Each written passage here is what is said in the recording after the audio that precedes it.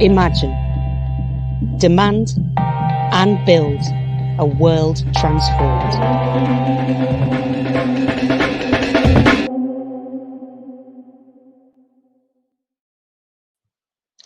Welcome everybody to today's World Transformed event. I'm Gemma Bolton, I'm co-chair of CLPD and one of the CLJ grassroots voice candidates for NEC in the upcoming elections. I'm also active in my trade union Unite and vice chair of the United Labour Liaison Committee, which manages, in my region, which manages the link between the union and the party. So I'm really looking forward to the discussion this afternoon. Just to introduce the topic briefly, towards the end of the 19th century, it was becoming clear that the trade union movement and the movement for popular rights, that the established UK political parties were not going to serve the interests of working people, and the trade unions alone would not be able to achieve greater rights for working class people by engaging in the industrial sphere alone. They had to have a political wing as well as an industrial wing. As such, the Labour Representation Committee was created and a party to represent the workers in Parliament was born. So from its very beginning, the Labour Party has always had an integral relationship with the trade unions and the trade union, a party of the trade unions or a party with trade unions in it. I'm joined by a fantastic panel of speakers as we look at the modern relationship between the trade unions and the Labour Party. Just before we kick off, we want everyone to feel welcome in these spaces and for everyone's voices to be heard. So please bear this in mind when engaging with chat or comment boxes during sessions. Please don't use inappropriate, rude or unkind language, and please don't spam. Participants who do violate these principles may be prevented from further posting in the chat or comment box. We're also in this session using a live transcription service called Otter. Attendees using Otter will have to follow a link and open the transcript as a separate window. The link will be shared in the chat box by a tech volunteer, but if you're having any difficulties, please message a tech volunteer on the chat. As always, the World Transformed is free for all, but is only made possible by the contributions of supporters. So if you're able to, please consider supporting at theworldtransformed.org/support to help them sustain the brilliant work they do all year round. We've got brilliant speakers today, including Len McCluskey, General Secretary of Unite the Union, Joe Grady, General Secretary of the University and Colleges Union, or UCU, Sam Tarry, who's MP for Ilford South and previously the National Political Officer for the TSSA Union, and Leo Panich, Emeritus Professor of Politics at York University in Toronto, Canada, and author of Searching for Socialism with Conan Lays. After the speeches, there will be an opportunity to ask questions and make points in the comments. So if you're listening to our speakers and have anything you think you'd like to ask, then please keep that in mind and post it in the comments. Our first speaker for today is Len McCluskey, so warm welcome to Len.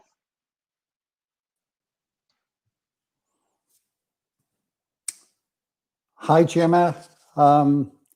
I hope everybody can hear me. First of all, a huge hello to all the sisters and brothers and comrades and friends who have joined. And also, I want to start with a big thank you to the World Transformed for the work that you do. You know, it's sad that we're not at our conference physically because, to be honest, it was the fringe meetings organised by TWT that actually has transformed our party in recent years, full of vibrancy, full of debate and discussions, often far more interesting than what was going on in the conference centre. So a big thank you for you, and hopefully you'll continue to do your work. And I hope also that this time next year we can be together physically. One of the great things for me has been the influx of young people and the kind of electricity that young people bring. For me, it really is what our movement is all about, challenging all the time, never accepting that what we have is good enough. So it's a privilege for me to be with you, and I hope to see you all in physically in not too soon. The reality is that Gemma has just highlighted, and let me just give and add a quick history of the trade union movement, because of course the evolution of the Industrial Revolution in the 19th century led to working people collectively coming together and forming trade unions. And, you know, in that latter part of the 19th century, it was the Liberal Party that trade unions used to look for their voice in Parliament. It became pretty evident when the crunch came, when the chips were down. The Liberal parties weren't on the side of working people. Some things never change. And that's why, as Gemma has indicated, it was decided that we needed a party of Labour in Parliament, because trade unions were winning on the industrial front, but then that was being undermined in the political arena. And so the creation of a party of Labour was the correct way to do. As Gemma says, the Labour Representation Committee. And of course, it always strikes me as interesting when the right wing of the Labour Party or the media, especially in recent times, always question, why are trade unions involved? They're getting involved in things they shouldn't be getting involved in. I always answer back to them and say, I tell you why we're involved in the Labour Party, because it's our party. You know, we created it to make certain that we could argue for decent paying conditions and improve the general lots of ordinary working people within our nations.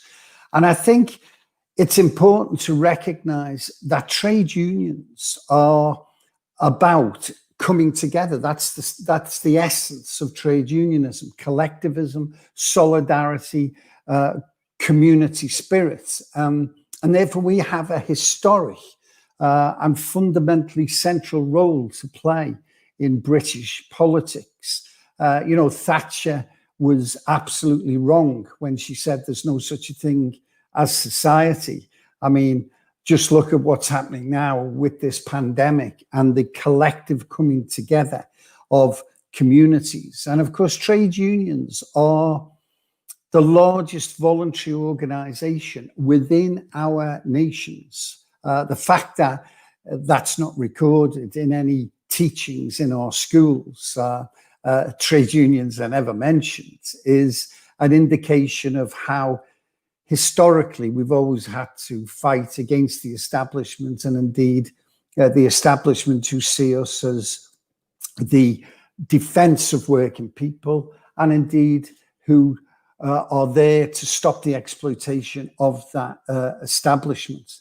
Now, let me just say this about the trade unions historically as well, because the trade unions have been used by the establishment, by the bureaucracy of the Labour Party, often to kill the radical nature of the rank and file in our constituency parties. It's why we need more of you in the Labour Party, because the argument in the Labour Party since its inception has been about between socialist Democrats and democratic socialism. And those arguments have also raged historically within the trade union movement. And that's why we need all workers engaged in trade unionism as part of the wider movement of trying to make a better society. Of course, there have been periods in my life, I've been a member of the Labour Party now for 50 years, where, in fact, most of that time, I suppose I found myself in the minority. It's why I supported CLPD in the 70s, and why all of those groups, Momentum in the New Millennium, the Grassroots Alliance, are all very, very important to make certain that the radical nature of the party is maintained. The Labour Party was created in order to challenge the establishment. And that's quite key to continually remember, because Jeremy Corbyn, of course, was the very person that did that. In my opinion, Corbyn has changed British politics and the Labour Party forever. He made the Labour Party once again that party that fights for fairness and justice and decency. Just very quickly, you might recall in 2015 when we were in the general election, we were an austerity party. We believed in austerity light, whatever that was. Jeremy became leader, and within 9 months, Labour had become an anti-austerity party. You never heard any right-wing MPs making an argument for austerity. And that in itself is an incredible breakthrough. I thought what him and John MacDonald effectively put forward this alternative economic strategy, which I believe still is the central issue within the Labour Party. The three candidates that run for leadership all ran on a progressive platform. We became the largest political party in Europe because of that. We drew young people in by the tens of thousands. And that's why the establishment was scared stiff of this idea of challenging the establishment, of bringing about a fundamental shift in the balance of power in favour of working people, that old clause 4 statement. And trade unions, of course, are key to linking what's happening in the political field with what is happening in our communities, in our working class communities, of course, which we lost many of in the last election, but nevertheless, communities which we have to reconnect with. And therein lies the debate that will take place today about what should the left, what should trade unions do in relation to the current leadership. Keir, and I've met him a couple of times quite recently. In fact, I took with me his 10 pledges. I've told him I'm going to get that framed and send it to him because, of course, he ran on a progressive, ambitious program. And he ran on the basis of making the case, the moral case for socialism. And I believe the left's view, and that's why I urge all comrades. I hear about people leaving because they become a little bit demoralized. Don't leave our party. We need to make certain that we make sure that Keir's promises and pledges are the ones that he continues to pursue as we go forward. That's the way for him to recapture those red wall seats that we lost. That's the way for us to make certain that we're on the side of British workers, ordinary workers in this UK, so that we can deliver a better society. And it's only through organised trade unions, free from the shackles, that can defend workers at work. And it's the Labour Party that can deliver that for us. So stay with us. The grassroots movements are very, very important. And I urge you to continue to work with us for that better world that is possible. Thanks very much, Gemma. Thank you, Len, and thank you for your commitment to our movement over the years. Our next speaker is Sam Terry MP, who was elected to represent Ilford South in the 2019 election. Warm welcome, Sam. Hi, Gemma, how you doing? Good, thanks. So look, I'll just take it as a great honour obviously to follow on Len, and I think it would be remiss of me not to mention one of the huge campaigns that Unite have been working with me alongside in Parliament around British Airways, and an example of where determined and loyal workers have shown solidarity to each other and actually taken on one of the richest companies in the aviation sector and pushed and pushed and pushed, and despite everything that's thrown at them, have actually got to a position where that company is finally negotiating in a more reasonable way and working importantly with MPs in Parliament to really highlight just how outrageous the behaviour of that company had been. And for those who haven't followed that story very quickly, this is a company's parent company, IAG, had assets of £10.5 billion, and yet their response to the coronavirus crisis was, first of all, to wage war on their own loyal workforce. Many members of BA had been working for that company for 20, 30, even 35 years, some of the people I saw, and told that they would be fired and then rehired on different contracts, with 12,000 potentially looking to lose their jobs. And it's a great indictment, I think, of the trade union movement, that because of the links that unions have with MPs like myself, who are from the trade union movement directly, that we're able to work so closely together and to really apply pressure on that company to actually begin to behave in a marginally better way and at least open up meaningful discussions with the trade unions. So look, I just want to say a little bit about my personal story and how I come to be involved in the Labour Party. And quite frankly, if it wasn't for the trade unions, I don't think I would be someone that had become a councillor. I don't think I would be someone that would become an MP, and maybe someone who hadn't even got properly involved in organised politics. It was many, many years ago that I was recruited into the GMB union as a young person. And I remember going to one of their sort of young organisers' schools. And actually at that school, they were saying, look, this is the importance of being politically involved. And my kind of political involvement at that time had really just been through being an organiser and campaigning in Ilford around the Iraq War. So it was the early 2000s where I helped found the local anti-war movement. But I wasn't involved in a political party.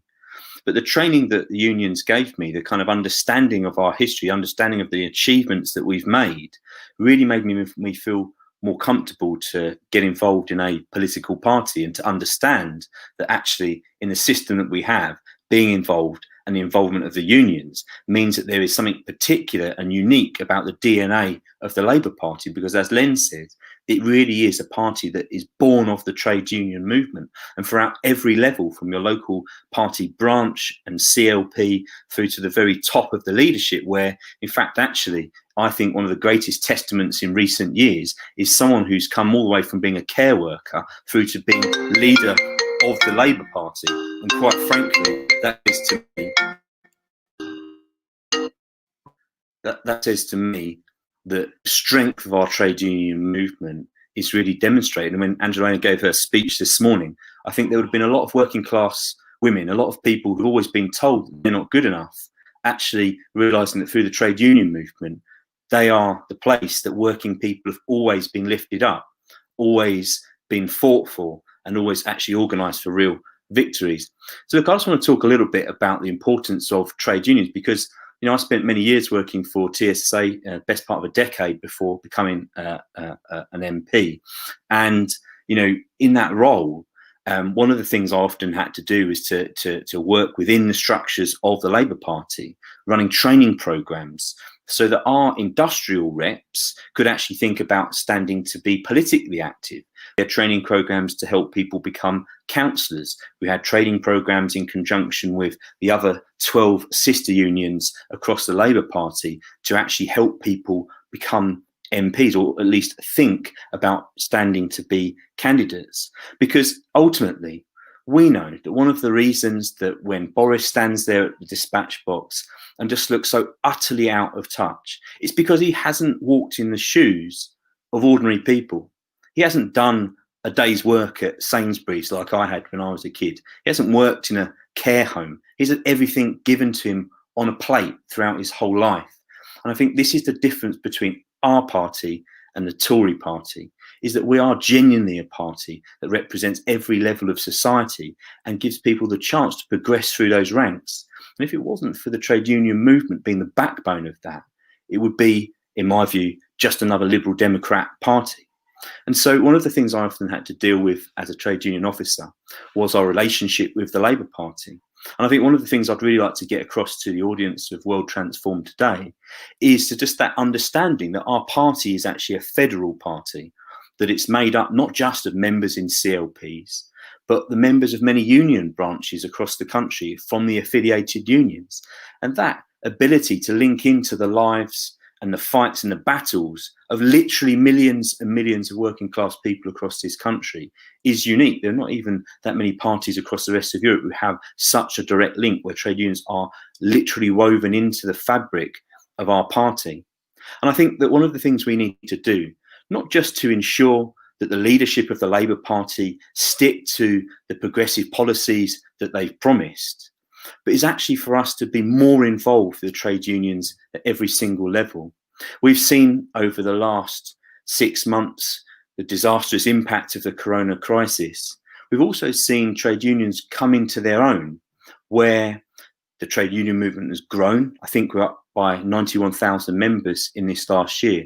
And it's not, you know, surprising that at a time of crisis, people will turn to organisations that can potentially help them.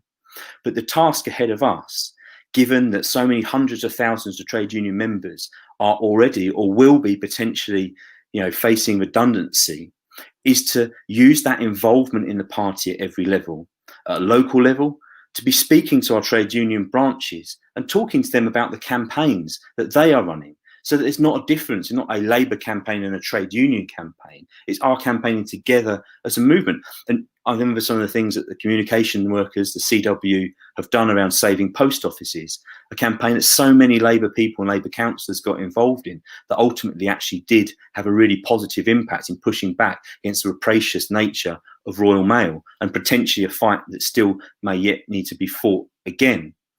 Or with teachers. We know that during this corona crisis, the National Education Union has, boosted its membership hugely, and at the same time has not just recruited new members, but worked hand in hand with MPs, local councillors, and most importantly, parents, to actually push back against some of the measures that the government was putting in place, or in fact, the fact that they were not putting measures in place fast enough to guarantee the safety of both teachers and staff and pupils. And that for me is an excellent example of just how important it is that the trade union movement and the Labour Party at every local level are linked together, not just around the Labour Party's national executive table. It needs to be at every level in every community. And if we are going to win hearts and minds and then win votes again in so many of the seats that we lost, becoming again the very fabric of working people's lives is going to be even more important, because many of us talk about this great movement of ours. Well, we need to rebuild it as a movement, so that symbiosis between the Labour Party and trade union is there at every level. And it can be fun, and it can be exciting, and it can be tough, and it can be some real battles. But when Labour Party members turn up to support trade unionists on picket lines, when we get briefings on the Transport Select Committee meeting from Unite or TSSA or the RMT, that is the union movement at so many different levels working together with the Labour Party, so that we are acting in unison to actually be most effective as possible in pushing back on behalf of ordinary working people. And I think that there are a few things I would like to say that I'd really like to encourage people who are from the World Transformed and who are tuned in today to really think about. One, how do you get involved not just in your local union branch? How do you support their campaigns? If you're obviously not a union member, then join a union, and join one as soon as possible. Secondly, how do you understand the federal structure of the Labour Party? Because we need to use that. The trade unions are the ballast that will help keep the Labour leadership headed in a progressive direction. When you look at some of the measures that the government have actually had to implement, things around the furlough scheme, some of the other measures that have been put in cross that have been for the Tories, huge economic interventions. Many of those interventions were things which were being talked about by John McDonnell and talked about by the TUC. And if you speak to trade union leaders, the level of engagement between the government and organised labour is an unprecedented level. It doesn't mean, of course, that the government and the Tories and those that they represent, the elite class, are particularly suddenly on our side. But they know that in such a crisis, they cannot have industrial unrest, and that actually they do not also have the solutions for the kind of economy that trade unions fight for and organise for, collective types of economy in which wealth of all of the workers is shared on a far more equal basis, and where public services are not just hived off to Serco like this failed test and trace system, but actually delivered through decent, publicly accountable ways where our money is spent on our behalf, not just handed over to corporate vultures. And I think that the third thing is not just understanding, as I've said, that the Labour Party, because of that DNA and that interwoven fabric, has to always be listening to the unions, is, I think, to really move forward on the plans that we've announced over the last few weeks about getting more key workers and more people from trade union backgrounds into not just Parliament ultimately, but also standing locally, whether that's in Assembly elections, Welsh Assembly, Scottish Holyrood elections, or of course English Council elections, and then London Council elections that will all be coming up over the next year. Now, this is something that myself, as the national elections lead, as part of Angela Rayner's team, I'm really, really keen on doing, because I know that delivery of public services, the oversight of our government or local government is always going to be enhanced if we have people in those positions who have actually worked in those kinds of jobs.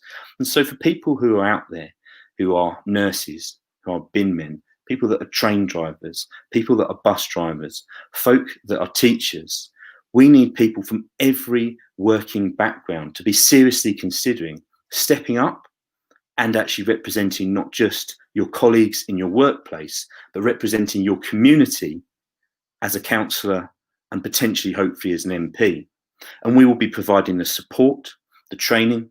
I'll be working with all of the 12 unions to help deliver on that programme, because we must sound and look and be the people we want to represent. Because if we are, I believe that will be the most powerful way of keeping the Labour leadership headed, in particularly, in a progressive economic direction. Because if the ballast of our party, the people representing us, are people that have come from the trade union movement, people that are key workers, they know more powerfully than anyone else the damage of the Conservative government, the lack of funding, the years of cuts that have impacted them. When that care home worker, barely on the living wage, is lifting an old person out of bed, they will never forget how difficult this situation has been over the past few months. And they would have seen on television that the Prime Minister cannot even remember how much they are paid, let alone commit to giving them the real living wage. And so to have someone like that as a public advocate, as a councillor, standing up for their community and going through the ranks to then become an MP is a powerful way of building our movement. So I want to end on that note and to say to people, now is the time, not just to be involved in a trade union, to work alongside us as one movement and to stand up and step up, because it's your time to shine and become a Labour councillor, a Labour MP, and represent our movement as we head towards government in 2024. Thank you, Sam, and thanks for all your work in supporting BA workers. You're a real asset to Parliament. Our next speaker is Jo Grady, who, as an academic at Sheffield University, researched the trade unions and the labour movement. And she's now General Secretary of UCU, so we're so lucky to have someone with such a wealth of knowledge with us today. Welcome, Jo. Hi, and thanks for having me here. I don't normally start speeches at fringes with kind of anecdotes about myself, but I think it's probably worthwhile in this instance because, as people probably know, UCU is not an affiliated trade union, and I think I was asked to speak today sort of on that basis. But I also think that part of what we're doing today is reflecting on trade unionists and trade unions' relationship with the Labour Party. So with that said, I was born in 1984. I was born to a family whose male sort of sole breadwinner was a miner and was on strike. Growing up in my household, I suspect I probably was introduced to a more detailed and more kind of sustained political upbringing than perhaps most people my age as a result, that really did explore whether or not strike action is always successful, the extent to which it's really important that you bring people with you if you're going to take strike action, and obviously kind of the lessons that can be learned from the miners' strike. So I would say that I grew up in a household that was incredibly kind of politically aware of both the Labour Party, working class history, and the trade unions movement, particularly the mining industry and the NUM's role within that. So, you know, you might think that I would naturally always be incredibly supportive of strike action, or perhaps always be incredibly supportive of the Labour Party. And I think the time with which I went to college, so I did my A-levels at Wakefield College. Wakefield was one of the local authorities that was part of a pilot for the educational maintenance allowance, which those of you who are watching will know that it was something that allowed numerous working class kids to go to college and do A-levels rather than have to go to work. And then I was the first in my family to go to university. not only did I do an undergraduate, but level of study that I didn't even know existed when I went to university, i.e. postgraduate study at MA and then PhD level, I stayed on and did that too. So a bit of a weird coming together of personal circumstances, both when I was born and then obviously massively benefiting from some flagship early on kind of New Labour policies that really were designed to help working class people navigate a structure that is often excluding for them. And yet I ended up writing a PhD that was actually really critical of New Labour, really critical of the extent to which over that, particularly towards the end of the New Labour period, the party, I think I even used this language in my PhD, kind of collaborated in neoliberalism, and the extent to which some trade unions supported a party that often enacted policies that were going to be detrimental to working people, if not per se their union members. So I really do genuinely like to think of myself as as someone who's incredibly invested, as you would expect from a general secretary, into progressing the cause and the interests of working people. But I also consider myself a very critical friend of a labour movement that has not always done that. And actually, sometimes I think there has been almost a bit of a Stockholm syndrome amongst working people, that you have to ensure that you do support certain things from the Labour Party that actually have been unhelpful. And I think that's, for me, where I'm going to bring this back to trade unions. And I think that the point of this fringe is because you cannot rely on political parties to always do the right things for working people. I think, you know, having now being a general secretary and sort of getting a view into the way in which unions and politics runs, you just can't rely on that. So I think, you know, one of the questions in the blurb for this event is, what is the role of trade unions within Labour? Well, it's not just a blank check for Labour, is it? It's to keep them honest. It's to ensure that actually the wishes, the interests, the long-term interests, not just the short-term interests of working people, are really centred in policies that we formulate. It's about ensuring that working class people are listened to and advanced. And, you know, in my experience, the PhD I did was as much a working class and trade union history as it was a contemporary analysis of New Labour. We have never done that. We have never advanced the interests of working people by listening to Tories about what is best for us. We have been best when we have formulated and articulated our own ideologies, our own policies, and been unashamedly proud of advancing our communities. But what that also means is organising hard, organising deeply, and educating people.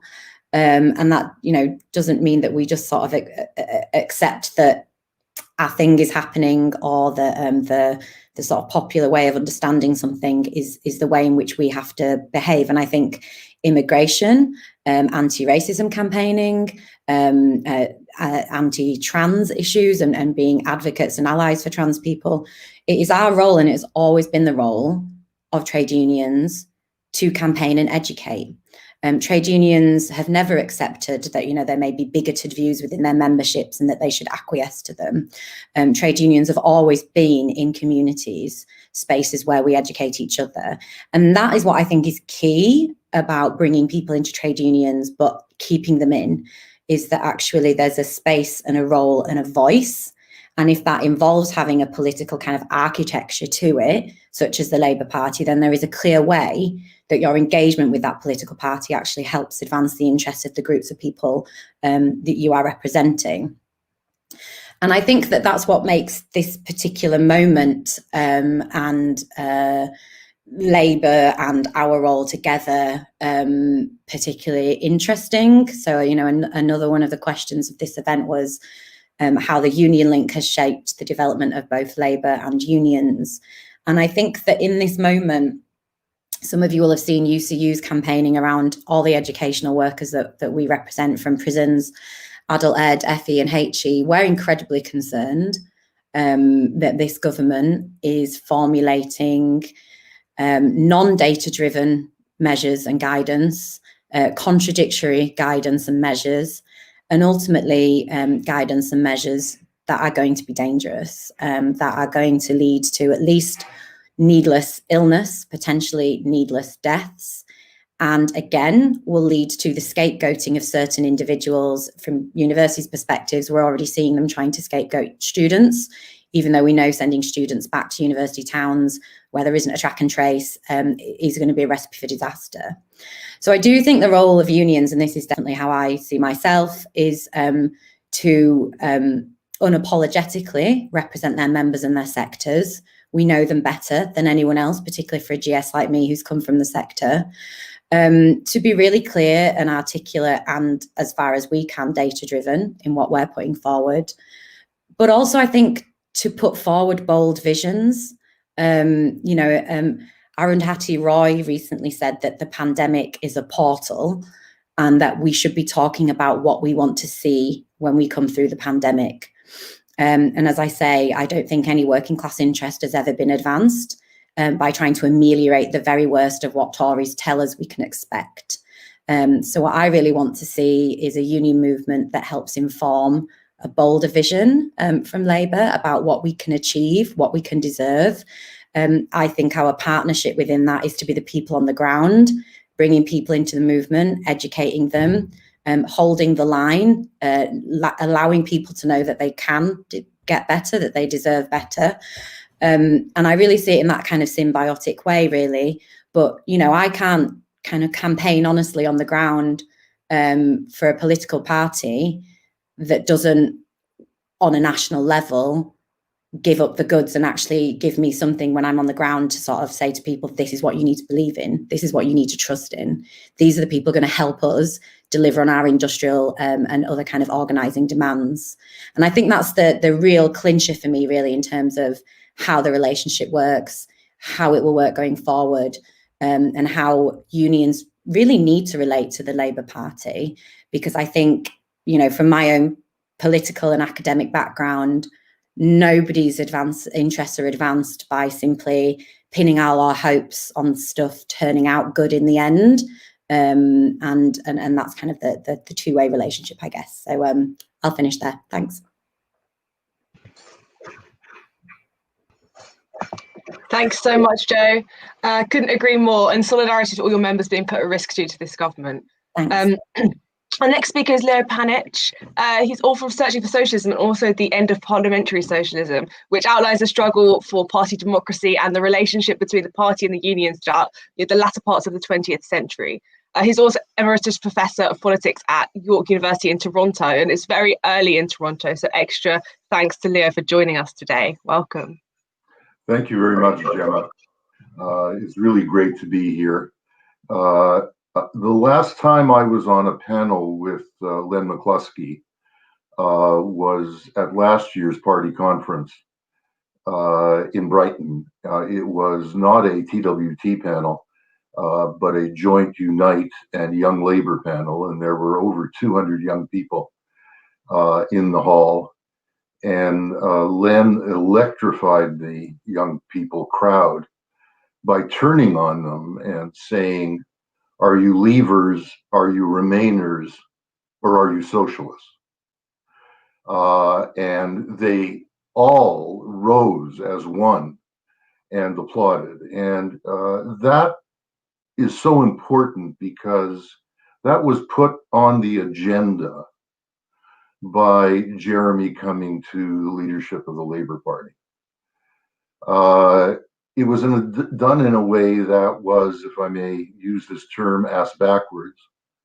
Jeremy became leader without the party itself having been changed very much. And it was always dubious whether you could see through Labour becoming a democratic socialist party for the 21st century in a way that it had evolved through the 20th century not to be. Indeed, produced a leadership which was not only anti-socialist and, as Jo said so well, embraced neoliberalism, but was attempting to distance the party from its class belonging was attempting to present itself as the furthest thing as a party from the trade unions. So what was put on the agenda was whether that class relationship could usher in a creative democratic socialist labor party in the 21st century. And that task just began in 2015. This particular World Transformed meeting is so important, and I wish it was taking place in person, and I wish I could be there, as I've been fortunate enough to be in Liverpool and in Brighton at the previous party conferences, that the World transformed, because it was its festival of cultural events and discussions that changed the nature of party conferences, as Len said. So why this is so important, this particular coming together in cyberspace, is that we are now faced, as is the Democratic Socialist GSA in the United States with after the Sanders campaign. We are now faced with the long-term strategic question of how to continue this revival of democratic socialism in the 21st century, which is so essential given a capitalism. We see this most blatantly in the run-up to the American election on this side of the Atlantic. A capitalism that is irrational, chaotic, and increasingly authoritarian and even dangerously fascistic in its tendencies. We have an enormous responsibility to continue what we tried with the shortcut in putting forward such remarkable old socialists as Jeremy and Bernie Sanders, to try to continue that. And the World Transformed will have to play a central role in this. Now, one has to say that I attended my first Labour Party conference in 1970, 50 years ago, as a young, very green behind the ears Canadian who had come to the LSE to do a PhD and was studying the party's relationship with the unions under the wage controls, the incomes policy that the Wilson government had introduced in the 1960s.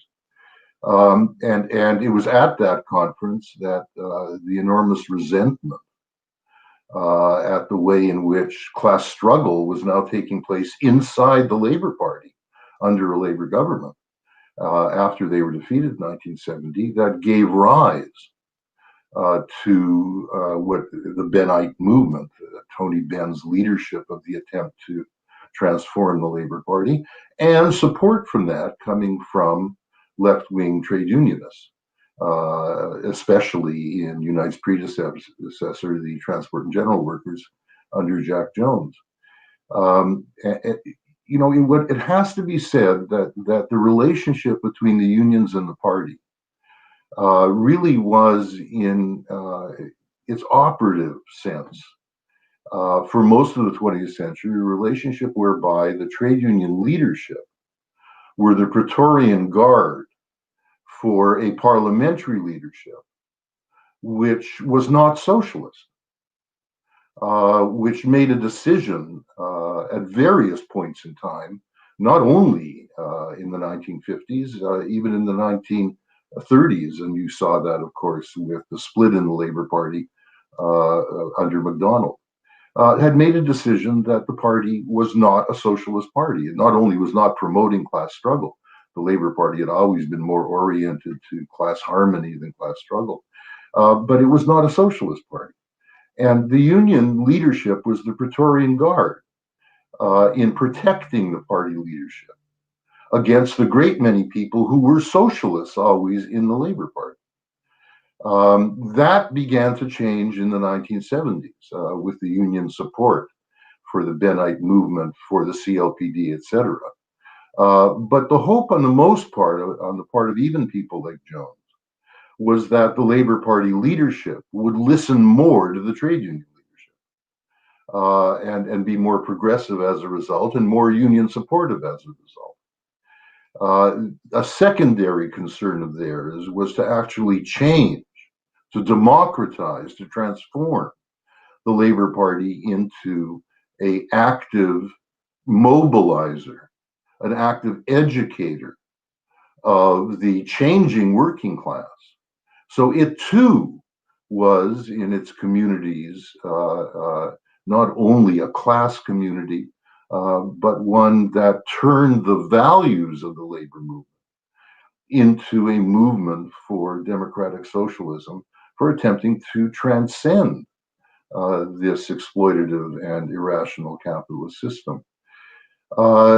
In the early 80s, that union leadership, for the most part without changing their politics, some of them did, pulled the plug on the attempt to change the Labour Party in the face of it being clear that the majority of Labour MPs would leave the Labour Party rather than let it become socialist.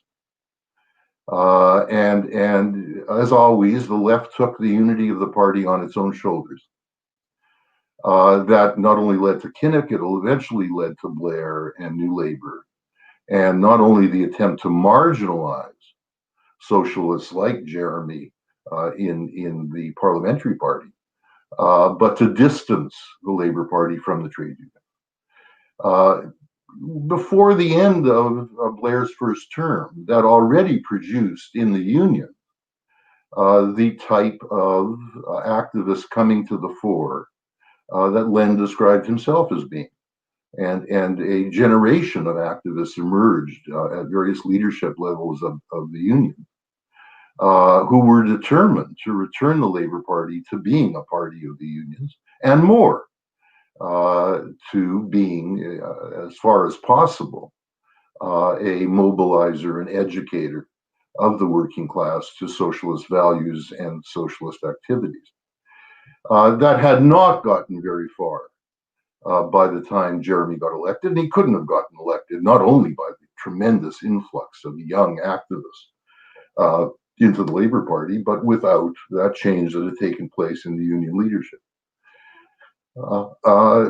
That said, while Unite had made its main goal under New Labour and continued that under Ed Miliband, that of ensuring that working class people, as Sam and Joe were saying, would become representatives at the parliamentary level. The relationship between the unions and trade union, sponsored trade union MPs in the parliamentary party changed very little. I don't know that Len ever went to a meeting of Unite MPs and said, "Are you MPs or are you socialists?"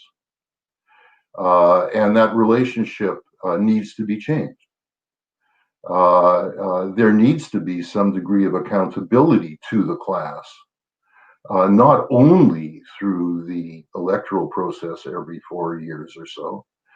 There needs to be a much more organic accountability and a much greater commitment to be trying to develop the talents and skills to be able to act as socialists, not only as representatives, but in the communities as mobilizers and educators, to reform a working class, which we must admit is now so balkanized, and in which socialists are no longer opinion leaders at the pub, as they used to be in the old days, where an old steward, whether communist or left socialist, Labour Party, whatever, would be able to, sitting around a beer, give an interpretation of Brexit in terms of how do we think about this as socialists. We now are under a leader who, of course, made his name and his reputation in terms of an attempt to deal with the Brexit question in a efficient and intelligent way, but is in no sense committed to the socialist project.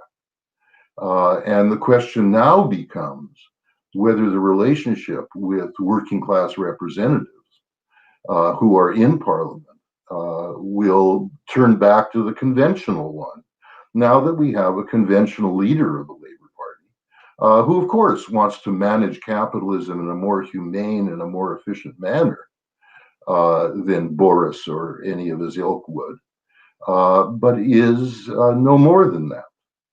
That needs to be recognized, and we need a strategy to deal with that. And the relationship with the parliamentarians is one element of this. But a second is, and we must say this honestly, that the relationship between the unions and the party organization has not changed very much. Jenny Formby was a left-wing trade union activist, a socialist, became general secretary of the party. That's all very good. But she became general secretary through a very conventional and familiar stitch-up between the trade unions and the parliamentary leadership. The question that was put on the agenda as to whether general secretary should be elected by the party membership is one that was not taken up and needs to be, precisely in terms of the party apparatus needing to have a commitment to carrying through democratic socialist policies and principles and activities, even when a Labour government or a Labour leadership is subject to all of the pressures of entering into a bureaucratic state which is in no sense constructed in such a way as to see through socialist strategy, and of course all of the hostile forces domestically and internationally to a socialist Labour government. And then finally, even though I want to make one more point about that, and this very much has to do with the representatives of the unions on the NEC, who generally tend to be people who are there because it's pretty clear that they're not going to move up to the trade union hierarchy at the highest position, who are not very accountable they may be to their general secretaries, but certainly not to trade union activists, and don't have it as their agenda, as Len does, to be thinking about, while they're on the NEC, how do we turn the Labour Party into an agency, and I'm speaking of the party apparatus now, for socialist education, for re-enlivening and recreating, reforming really, the British working class, which is now so different than it was in the 20th century, let alone the 19th century. And that then relates to what is the union's direct role, not just via its linkages to the party apparatus, but in the communities.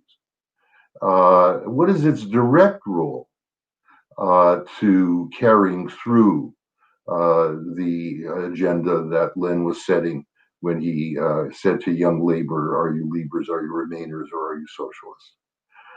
What are the unions doing to redevelop working class communities in which the Labour Party branch meeting, the Labour Party branch, the trade union branch are centers of working class life, and in which socialist ideas and socialist strategy are the subject of discussion and debate at every level. It's not a matter simply of getting trade union activists, working class people to become councillors and then hopefully to become MPs. That's a ladder that perhaps is inevitable and not to be objected to. But the main objective has to be that those councillors, with their links with the unions, begin to recreate a dynamic and creative British working class. Now, I say this, sitting here in Canada, knowing that this is not simply a problem for Britain. This is a problem everywhere. It's a problem in Germany, where the SDP is now down to 11% in the polls.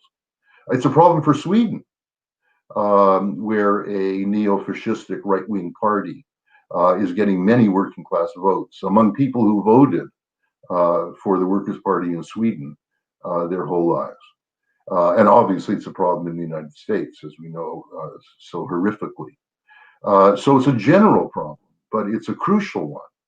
And I just want to end by saying that the task of getting Jeremy elected as a socialist leader of the Labour Party was only the beginning of this. And in a sense, as I said before, it was backwards. What one now needs to do, and the World Transformed will be crucial to this, is to develop a long-term strategy to actually try to turn the Labour Party into a socialist party in the sense that I've been speaking of, and eventually to take a deep breath. And if that involves those people who are not socialists, especially in the parliamentary party, threatening to leave, to take a deep breath and saying, well, we have a long-term strategy here, and if that means you leaving on the eve of an election, and we would lose that election, we may have to look at that in order to see through the long-term need, and it is a need now, to put the transformation of capitalism into socialism back on the agenda. In the end, the left and the union left is going to have to stop taking the unity of the party on its own shoulders. It's going to have to take the main task of turning the party into a democratic socialist working class party in the 21st century on its shoulders. Thank you. Thank you, Leo. That was fascinating. There's some fascinating ideas about the historical tension between the party and the class and how the Labour Party approaches this. So thank you.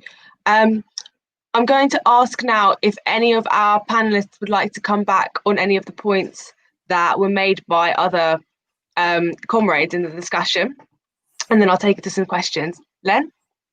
Yep. Thanks, Gemma.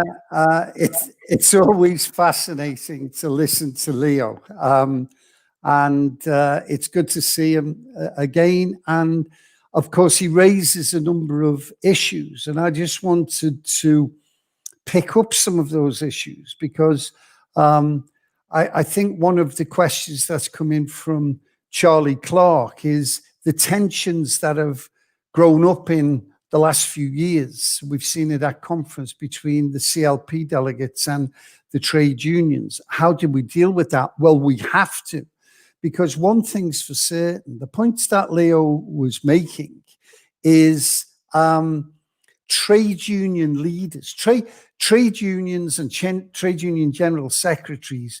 Our role in life is to represent workers or members in work. That's our main role. But of course, as we mentioned before, the historical reason for creating a party of Labour in the political arena was because many of the victories we were getting in the industrial field were being undermined.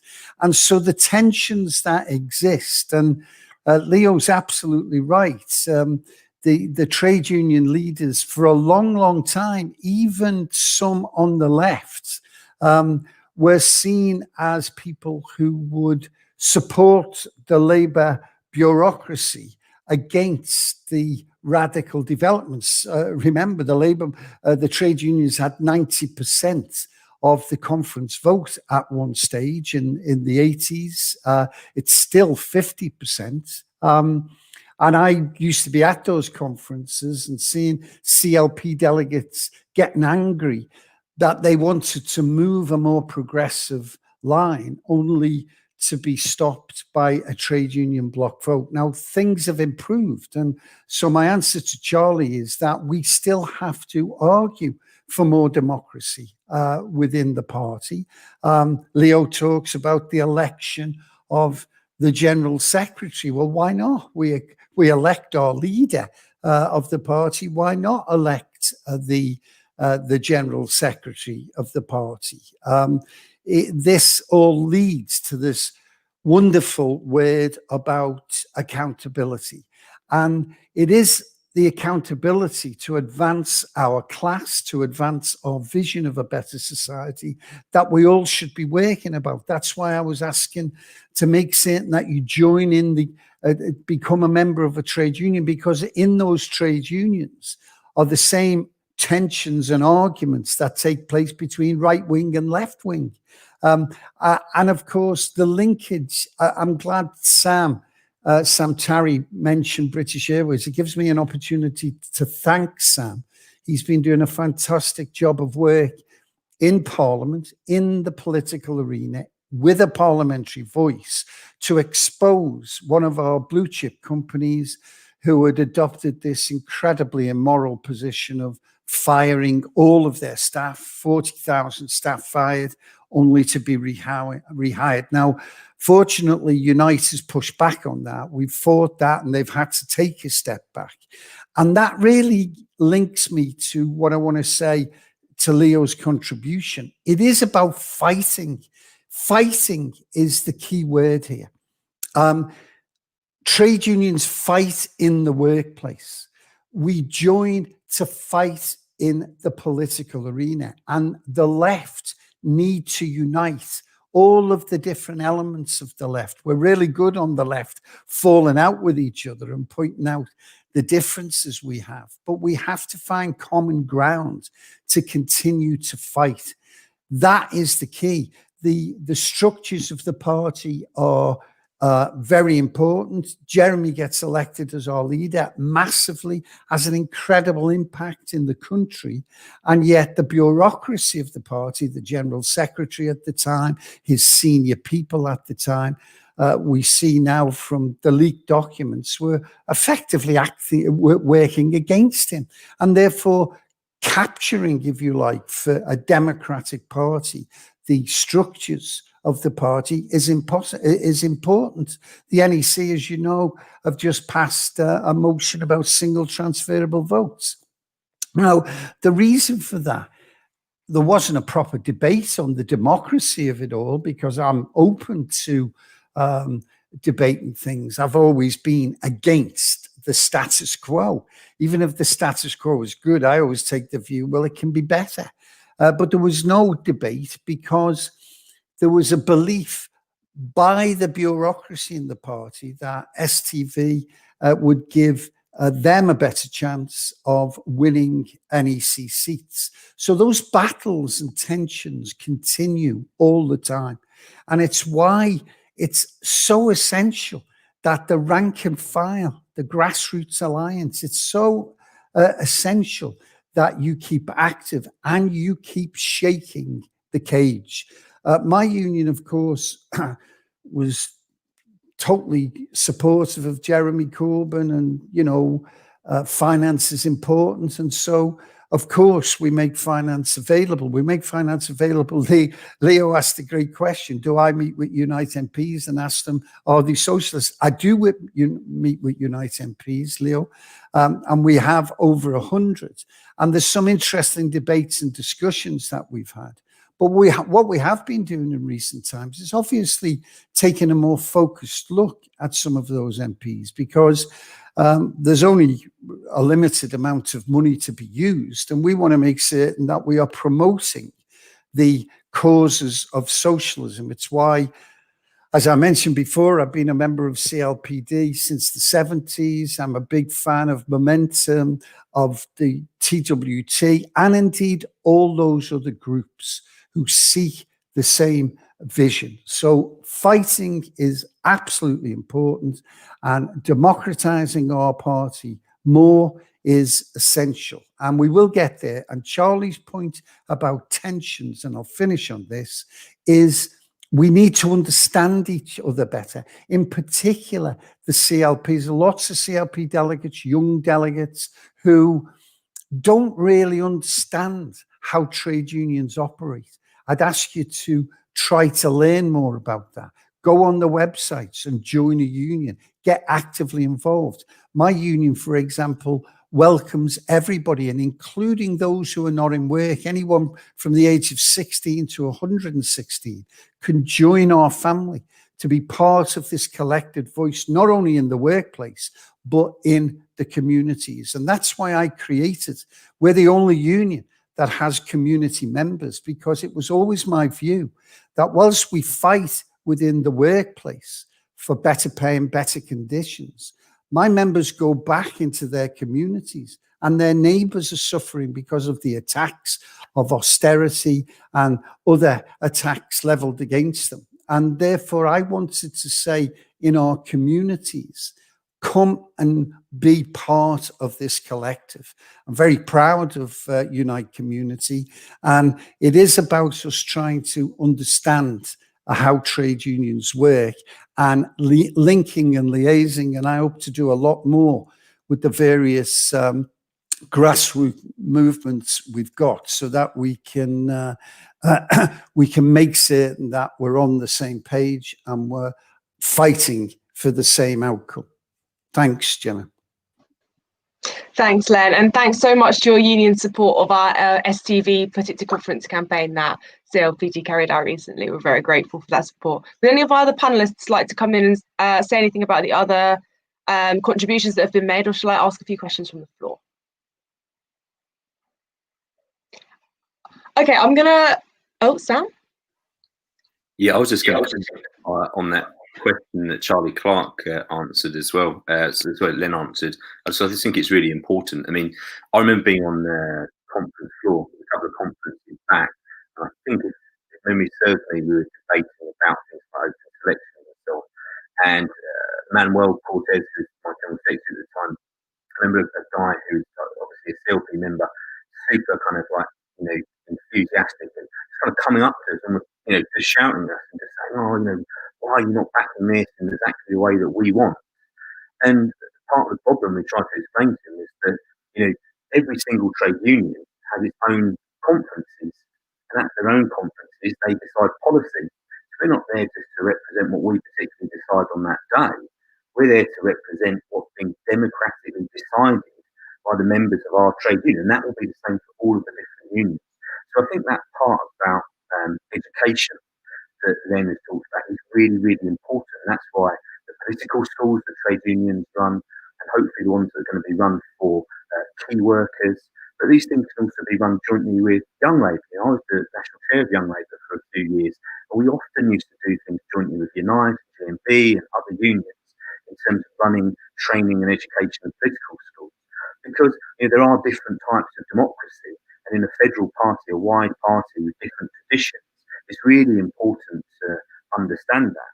Because if we have narratives that, you know, the trade union just having block votes or unaccountable leaders, ultimately that rhetoric is rooted in the rhetoric of the right wing, of the conservatives, and the failure to understand that actually trade union decision-making processes are equally democratic, but they're based on coming to collective decisions that come up from the workplace and then go through to become policy within each of those unions.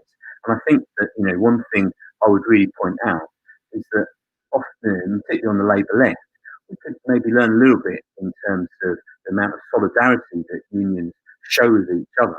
Because ultimately, when the chips are down, working people have got to have each other's backs.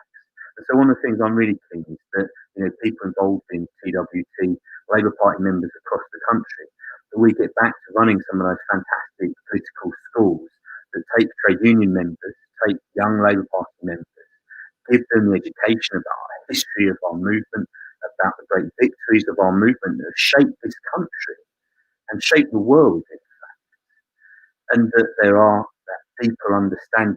Because I never want to have a situation where we are at conference with CLP delegates shouting across the floor at trade union delegates. And I won't repeat the things that they were saying, but it was outrageous. But it came fundamentally from a lack of understanding about collectivism versus individualism. And I think that that's something that can be done through teaching and understanding. And ultimately, you know, trade unions are responsible for nearly every progressive political decision in terms of, you know, the structure of our society, in terms of the creation of the NHS, you know, hours we work every week, the living wage, you know, the list goes on and on and on. And so that, if we get that right, that understanding right, you know, we're not always going to agree. You know, we know that there are differences when trade unions are representing workers in the energy sector, and that there are people who are obviously, you know, rightly wanting to move forward as fast as possible because of the danger that the planet is so acutely on. But we need to find a space to be able to come and work together so we're not at loggerheads, that we can actually build a united movement that is rooted in workplaces as much as it is in CLP meetings.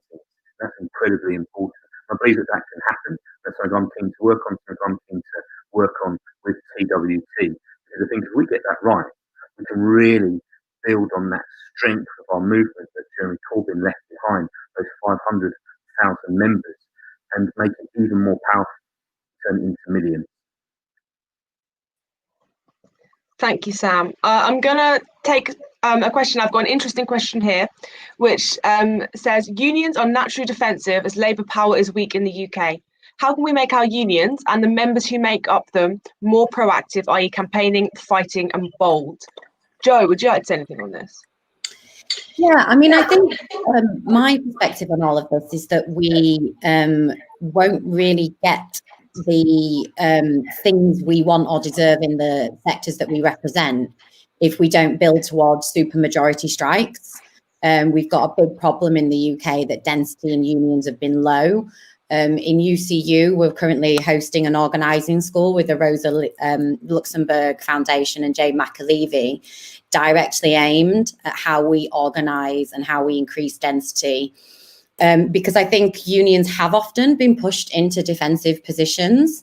And I think that we also, as a movement, I'm not suggesting there aren't individual unions that this doesn't apply to, but we have become quite obsessed with actually either repealing the anti-trade union legislation we have in the UK or seeing things like the 50% threshold as a ceiling rather than a floor. If you look at some of the really successful strike action or even ballots that have produced successful outcomes, it's been when you've had 80, 90% participation. That is how you win industrially. And there's no shortcuts to that. It takes a lot of time to build that kind of organising capacity. It also means that you have to be really committed to organising and educating with your members, empowering them in a way that goes beyond sound bites. Not using the language of we protect, we will do, because it's ultimately workers on the ground who do that for themselves. So I think it's quite a different type of union model and engagement with members that's required, which for various reasons, which I could go into, I don't think a lot of UK unions have been very good at. I think as the only sort of woman speaker on this panel, I'm going to have to make a gendered point about the often kind of macho culture that you get in unions, the sidelining of certain voices, the idea that there is a best way of doing that. And that's often quite a kind of a performativity that, you know, talks about fighting a lot. You know, if I had a buzzword bingo for every time I do a panel and we talk about fighting, like that is important. But going around and talking to people and organising and actually organising the whole person, you know, not just making this a kind of a one issue industrial dispute that we check in on people about, but that actually we appeal to things that matter to them all the time. And there's a lot of really good organising in the Americas teachers unions that show this, that they do organise and campaign on issues that might not specifically be part of their industrial demands, but that they know it's really important to their members and to the communities of their members. And in UCU at the minute, you know, if we think about some of the big campaigns that we've been involved in last month and this month, it's been about standing with students. It's about being their voice as well as our voice in the sector. At the minute, we are desperately trying to educate the British public about what is already happening in Scotland and what is going to happen across the UK in 3 weeks' time when we have 18-year-olds trapped in accommodation that they're paying for, that they can't get out of those rents. Like, we are being their voice in education because we know how awful things are going to be in a few weeks' time. So yes, that doesn't necessarily exactly map onto our industrial demands, though it does, because there's a health and safety crisis for UC members. But it's also about asserting yourself as the voice of credibility, reason, and the voice to be trusted, and organising people along the way so that if there does become a point where you need to ballot because you think strike action is what's necessary, you know you can rely on a 70, 80% turnout. Because every time you have to go down the scale of 70% to 60% to 50%, you are only going to get half of what you want. You know, if you're trying to fight redundancies, you're only going to save half of the jobs that you're trying to save. And that's really the kind of the honest language we have to start talking with members because defensiveness is not going to actually rebuild our sectors, and it's not going to deliver the pandemic as a portal kind of transformation that we can achieve. I think we just have to do things quite differently. Thanks, Jo. Would anyone else like to come in on that question? Leo. Well, I only would say I think Alex has posed the most important question. The temptation amongst young activists who came into the party in 2015 in such great numbers will be to attempt to secure some victories against a fairly conventional party leadership at party conference, and to pass resolutions at CLP level and see them carried at future party conferences. That's all well and good, and I'm sure those issues will be important and necessary. But the really crucial thing now is about what is done by those activists beyond the party conference. Very few of those activists actually joined through their CLP branch. They mostly joined at the national level, and most of them never attended a branch meeting. Moreover, and this is very much the case, to pick up Jo's point about the teachers' unions and how in certain local areas, not at all at the national level, they have changed in the way that she's describing. Often that took place because young people who were inspired by the Sanders campaign in 2016 then got involved in their teachers' unions and turned them into the kind of community organizers at a local level that Jo was talking about. That is going to have to take place in Britain if this is going to be carried forward. And the main priority, it seems to me, is not right now inside the party apparatus and at party conference, although that does need to go on, of course. The main priority needs to be outside and needs to be about changing the trade unions, including those unions who were led from the left, who, let's be honest, have not been able to prevent the working class communities losing their class identity. And in many cases, voting UKIP. So the unions need to be changed. This is as true in North America as it is in Europe. Socialist activists who've gone into the Labour Party need to see that as their responsibility, to get active in the unions and to change the unions. And that if CLP meetings are not going to be deadly boring, this is necessary because they are deadly boring. Because a few trade union representatives show up at the branch meeting and all you're concerned with is passing resolutions in a way they'll support, rather than turning the party at the community level into a interesting and creative community agency. And let's be honest, very few of the trade union people who are in the party apparatus at the local level are nearly enough committed to doing that. Although they are committed to seeing through the boring party meeting and the inevitable procedures that need to be followed through it. This absolutely has to be changed, and it has to be the top priority. So that's it. Work outside, in a sense, of getting resolutions to party conference. It's work at changing the community at the working class level. Thank you, Leo. Would anyone else like to come back? So I do have an interesting question. Charlie asked this question in two parts, and the second part has been addressed about Labour Party members and the trade unions in the question of party democracy and conference. But he also asked, how and in what way can trade unions start to play a bigger role in building socialist education beyond just the education programmes they provide for their members? Would anyone like to come in on that? Sam, perhaps? Or...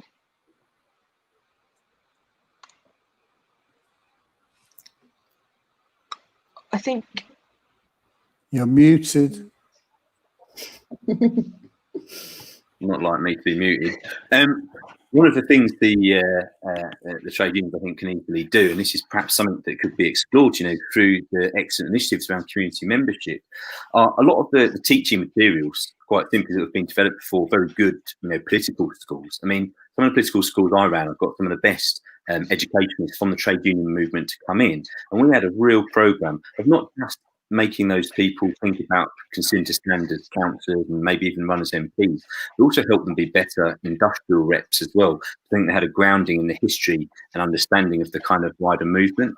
A lot of those materials, I think, could be easily taken by an organisation like TWT. You could get some of those same educational trainers and actually put on for Labour Party members. Because I think one of the things that we used to have in local CLPs were actually, trade union kind of education or trade union history officers. And I think that one of the things that doesn't often happen is you could go along in the Labour Party to sets of training which are about, maybe becoming a councillor or how to run a particular website for an election, all of that kind of stuff. But not often is there actually political education, an education of how our economy works, an education of why our society is structured as it is, why if you're born as a woman or if you're born as a black person, the barriers that are put ahead of you are far greater than someone who looks like me. And so I think that political education is, for me, really actually change people into being activists, because it gives people the motivation and the understanding. And I think that's something that really probably work together as trade unions and organisations like TWT, Momentum. And to be honest, I would like to see, and we'll try and push it through, particularly the deputy leadership team, where we have a remit to oversee things on training, more political education, to politicise people, a bit like the Iraq War politicised me as a young man. Thanks. I'll bring Len in next. Yeah. Can you hear me? Yeah. Yep. Good.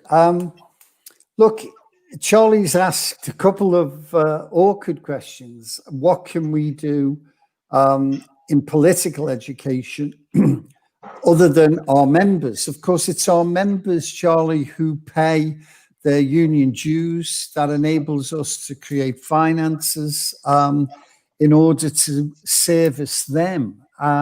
There's limited funds available. In Unite, we run political courses, quite a lot of them.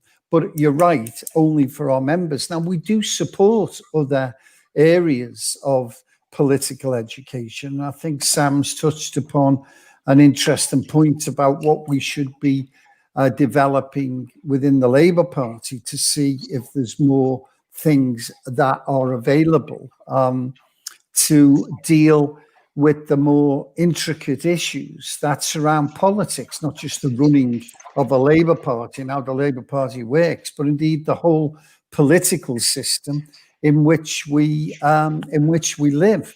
And it really is together we need to develop this. It's not like the unions still have this huge pot of money that they can dole out. It has to be focused and worked through together. Sam, in responding to a question before, was explaining what happened at the Labour Party conference in Liverpool. Let me just very, very quickly say, because I understood the anger from our CLP delegates at that conference. I was there. It was so evident that a virtual block vote of the Labour Party won the day against, 95% of the CLPs. It shocked me. And the reason it shocked me was the lack of communication, because I was the one that persuaded a number of other trade unions to support the position, because it was what Jeremy Corbyn wanted. Now, Jeremy should have come out and made that clear to CLP delegates, the vast majority of whom support him. And therefore, it was unfortunate that we found ourselves in this situation. Better communications is needed. Delegates need to understand trade unions more, of what we can do with limited resources that we have. And again, a message to join a union. All unions, to my knowledge, give educational programs. And by joining a union, you go back to Leo's point of making certain that the industrial wing of our movement,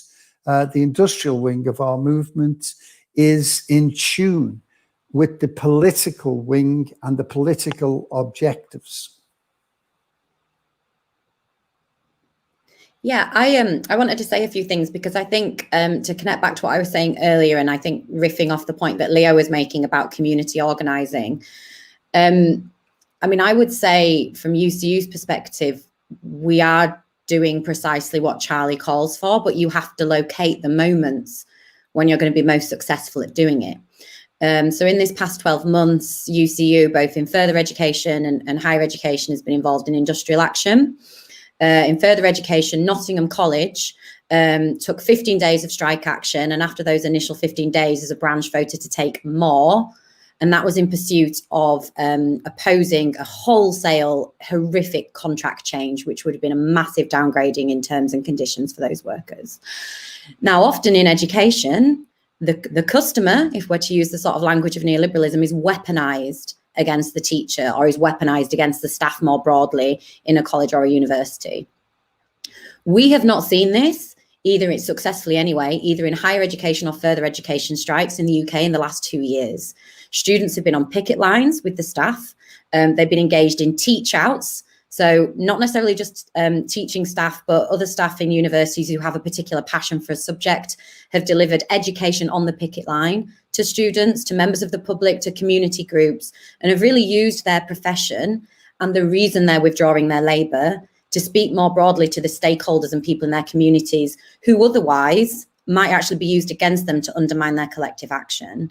So I think that, the kind of formal educational programs that we do are one thing, but that community organizing of literally kind of wrapping your industrial cause and wrapping the community around that and demonstrating that there's much bigger things that are under threat here than just how many holiday days somebody gets or the amount of people who are working a particular kind of workload. And it's when you can make the political personal and connect out to people that you are going to get more people joining the union because they see it as relevant. But you're also going to get more people in the community supporting action when it happens because they understand what the consequences are otherwise. And I think this is really, really important because that then as a union gives you the courage and your members the courage to do that all the time and every day. Because the kind of transformation that we're talking about, where people will talk about socialism or talk about whatever the politics that they want to see enacted with pride and with courage rather than a dirty secret with somebody, is when it's part of what we're doing every day. And that's why when I was elected General Secretary, I thought it was really important because we know from the surveys we've done of UCU members that many of them are very strongly pro-immigration, that they believe that borders damage people. They had very strong views about what we should be doing in this country on those issues. And I was out there at demos because that's what you do. And actually, if you're an education union and you've got an amazing set of articulate, professional members, we are the best ambassadors in communities to be doing that. And I want everybody in every branch to feel that that's what they can do. And I think for me, Charlie, that's the best education you can do. But people need to be led from the front, I think, to do that. And they need to know that when you are in dispute, those are the activities that you encourage, because I think they work and they're fundamentally the only thing that's going to shift the dial on. And also, if Labour aren't going to do these things for us, then we can show them what they should be doing and do it best. And thanks to all the speakers and attendees for such an interesting discussion, a really interesting Q&A. To continue the discussions, the World Transformed has set up a dedicated space on their community forum. So if you've already set up an account, you can click the link in the chat and find the relevant discussion thread to this event. If you've registered for the festival, you can check your emails for the sign-up link to the forum. Remember that there are loads of events at the World Transformed 20 to fill up, but they fill up very quickly. So make sure to register for any that you'd like to attend as quickly as possible. And make sure that you've registered for the festival at theworldtransformed.org/register, and then go to the individual event you'd like to register for on the programme. If you've enjoyed the session and would like to help sustain the work of the World Transformed throughout the festival and beyond, then please consider supporting at theworldtransformed.org/support. Thanks again so much. Enjoy the rest of your weekend. Enjoy the World Transformed and the party's online conference. Thanks.